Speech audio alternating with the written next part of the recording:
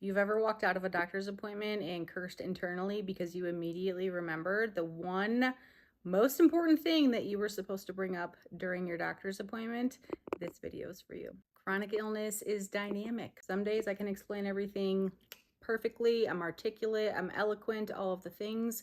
And other days it's almost like I don't even have a brain. And because I've been sick for an entire decade, I have had a lot of practice and a lot of trial and error with trying to develop a system that works well for me so that I don't have to rely on my energy levels or my memory in the moment.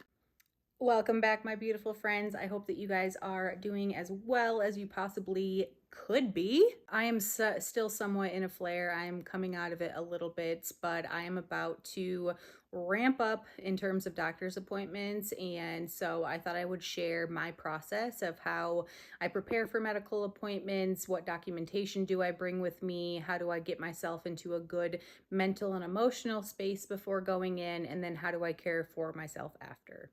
So let's go ahead and dive on in. I feel like it can't just be me as a human being who can think about their symptoms so clearly when you're at home, when you're comfortable, when you're relaxed. You're able to get super detailed with when things occur, how severe they are. You can provide details on how things feel or how they show up. And then the second that you get into the doctor's office, you're like, what am I even here for? What are my most severe symptoms? I literally can't even think of a single symptom that I'm experiencing, even though I experience 50 to 100 on any given day. That just resulted in me walking away from a lot of doctor's appointments, not really feeling like I got anything accomplished. And as we know, waiting for provider appointments can take months sometimes. And so to feel like that time with the doctor was wasted happened too many times for me. And then you add on any medical trauma that you've experienced during your time being chronically ill, and now you have feelings of anxiety and you've got adrenaline running through your system, and that can make describing your symptoms and your concerns and advocating for yourself very difficult and nearly impossible. And then you add on the physical travel, the sitting in the waiting room, the sitting in the actual examination room, waiting for the doctor, having the conversation, driving yourself home. That is all physical energy exertion on top of your mental and cognitive energy exertion throughout the appointment. So now you have no idea what the doctor even said. You don't remember what next steps are. You didn't take great notes, and you just feel like chaos on wheels. There's a million systems out there. There are a million different ways to approach this, but ultimately the goal is to reduce pressure off of yourself. The anticipation of the appointment, the debrief afterward, all of that takes a huge toll on our bodies. And so my focus is, how can I make this the least pressure thing that I have to do this week so that it doesn't push me into a crash? I once walked into a neurologist office and I had taken over an hour to document every single symptom that I was experiencing on a daily basis.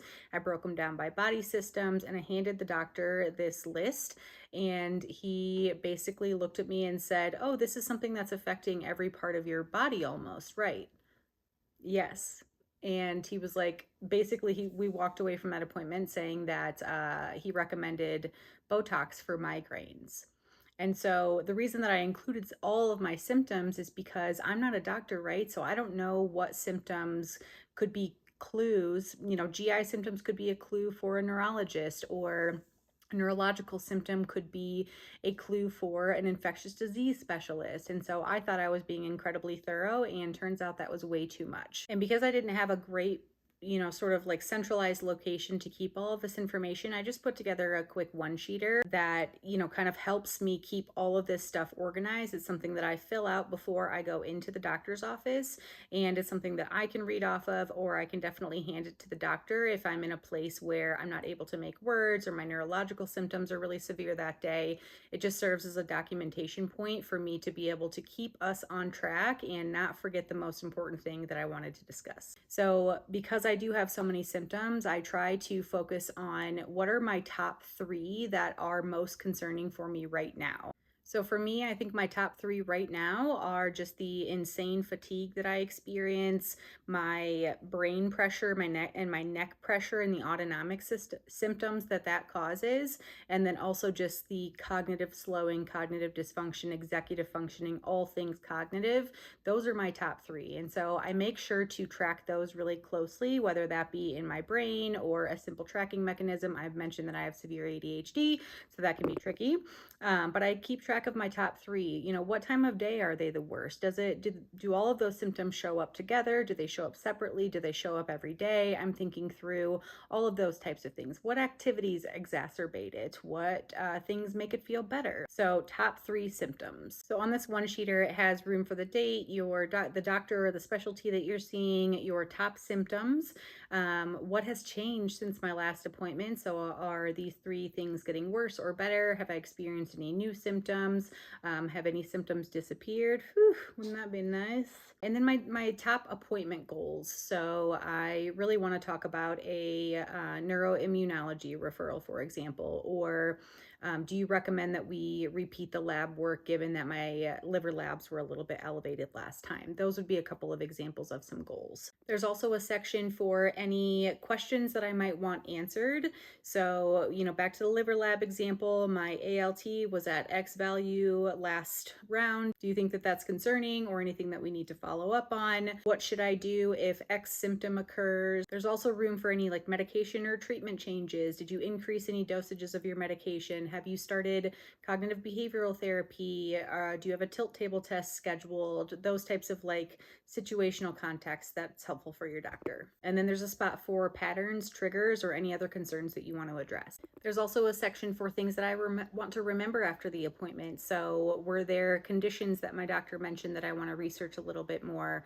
Do I need to call National Jewish to make sure that they got the referral that my doctor sent over? Do I need to remember to make sure I get labs next week? And then last but not least, there's a little section at the bottom that are just a couple of reminders for myself to, you know, not get in my head. It's okay to slow the conversation down. I can ask follow-up questions. I can ask for rationale on why we are doing something or why we are not doing something. I don't need to prove myself to deserve good care, and a couple of other really lovely reminders for myself. So I want to go ahead and gift this document that I created to you guys. So if you want access to this document, it's a fillable PDF that you can just download, you know, on your phone or computer, print it off, whatever is most helpful for you, so that you can prepare for your doctor's appointments. So go ahead and drop your email address down below, and I'll get that sent right over to you.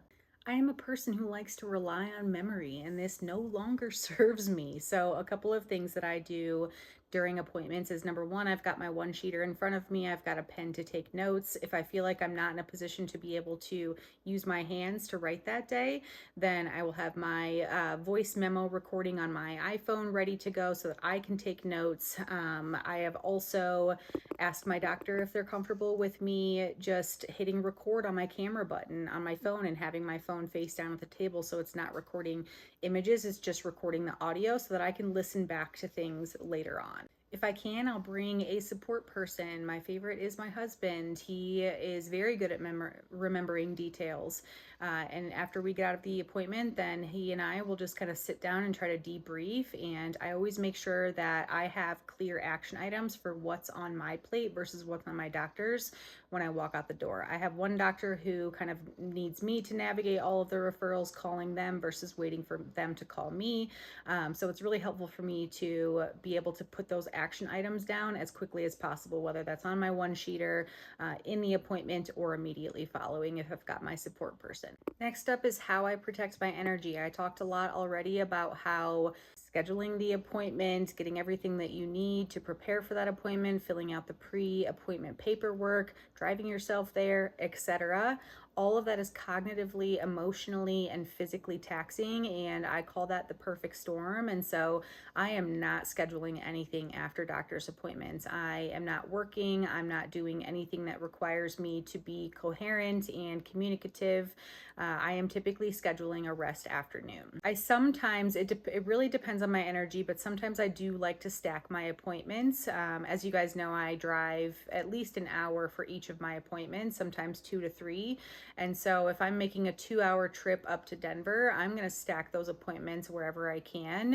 It definitely means that I'm probably going to push myself into a flare, or I'm just going to have a rougher day or a rougher couple of days after. But I do prefer it just because the momentum is there, and I think the impact to my health is less than if I were to do 3 days in that week of driving the 2 hours one way and on the way back multiple times. So anytime that I have before the appointment and after the appointment is spent completely horizontal and making sure I have good nutrition and good hydration. This is a given with me because it doesn't matter if I'm at a doctor's appointment or not, I am wearing comfortable clothes. I am suiting up in all of my compression gear, which I don't do all of the time and every single day, right? But you're sort of like preparing yourself for battle. So I've got my compression socks on, I've got my compression bodysuit, I've got all my hydration, I've got my medical go bag with all of my extra snacks, my thermometer, my blood pressure cuff, all of my wrist compression garments, my hand compression garments, my portable heater, my portable fan,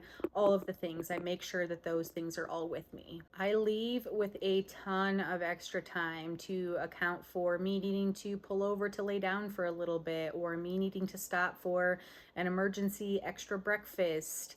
I also like to be in the parking lot for a few minutes before I walk in so I can do some deep breathing and get myself really into a solid emotional state before walking in. And then I also like to have a buffer once I walk in. I've checked in for my appointment. I can sit down. I can review my one-sheeter, make sure that those symptoms are top of mind for me, make sure my concerns and my goals for the appointment are top of mind, even if they disappear 5 seconds later. It just helps me to alleviate any anxiety walking into the appointment. I try to lower my sensory load wherever I can. So while I'm lying in the car, I've got something over my eyes. There's no music on, or if there is, it's like a central nervous system calming vibes. And then I wear my either my noise canceling. I have AirPods, noise canceling earphones, but I also have the, oh my gosh, I cannot think of what those other headphones are called. I'll pop it in here when I remember, but it's just those little ones that kind of block out the sound that you can buy on Amazon for like 20 bucks. And then on the topic of emotional balance and our mental health going into these appointments, I know that we have all experienced an appointment where we have walked out feeling unheard, invalidated, straight up gaslit, or like next steps aren't as far as we thought that we were going to get in this appointment. And it is so important for us to find a way to not attach our self-worth to what happened in that appointment. One of the things that helps me is that there are thousands and thousands of patients who have been medically gaslit or told that it's all in their head or that it's anxiety. And then fast forward 1, 2, 10 years down the road, they're diagnosed with cancer or multiple sclerosis or any other condition. Just because that doctor doesn't believe you or thinks that everything is normal does not mean that that's the case. And so I think the more that we can separate and not internalize, that is one doctor's opinion. There are thousands of neurologists in this state, in this world. It is one person's opinion, and if they chose to not uncover the right things, that is not a reflection of who you are. And one thing that I had to learn the hard way is to do whatever you can to detach your emotion and how you are feeling about how the doctor's showing up, your medical condition, the specific situation or context that you are experiencing right now. Do what you can to check those feelings at the door, because the second that you let those feelings or emotions in, they are now driving the interaction with the doctor. And I know from personal experience, because I spiraled, I cried, I said, "You're just another doctor who is trying to label me as somebody who is experiencing anxiety." And it took me forever to get out of that narrative with her, because I walked right into her trap, right? Like, it's anxiety. I'm going to show you how anxious I am by not being able to control my emotions. So try to keep that objective hat on, even if you do not agree with what the doctor is saying. Keep that in your brain, reflect and process on that later, and then you can provide that feedback, send a portal message, whatever the case might be, in order for you to get that concern addressed. But when you are feeling emotional, we are not using the logical part of our brain. And at the end of the day, some doctors are going to disappoint us. And progress can be so incredibly slow. You get the consult, the doctor orders labs. Those are telling in one direction or the other. They order additional testing. You wait for that. You do that. You wait for the results. You wait for the follow-up appointment. Time just continues to move on, and that is not because of you. You can definitely help to kind of push things and schedule things as quickly as possible. There's a lot that's within your control, but I think that's the one thing I wish somebody would have told me 10 years ago is just seeing this doctor one time is not going to help you in any way, shape, or form. It's going to take time, it's going to take consistency, it's going to take dedication, and the better that you can balance out all of your systems cognitively, emotionally, and physically to show up to that appointment, the more productive it will be. And at the very end of the day, just remember that you are the CEO of your body and of your life. And if there is a doctor who is not meeting you at that level, go find another one. So if doctor's appointments completely drain you too, I hope that this video helped you feel a little bit less alone. And if you have your own appointment survival tips, please drop them in the comments, because I feel like we learn so much from each other's experiences. So I love it when you guys share. Thank you guys so much for being here. I hope that you have a phenomenal weekend, and I'll see you on Monday.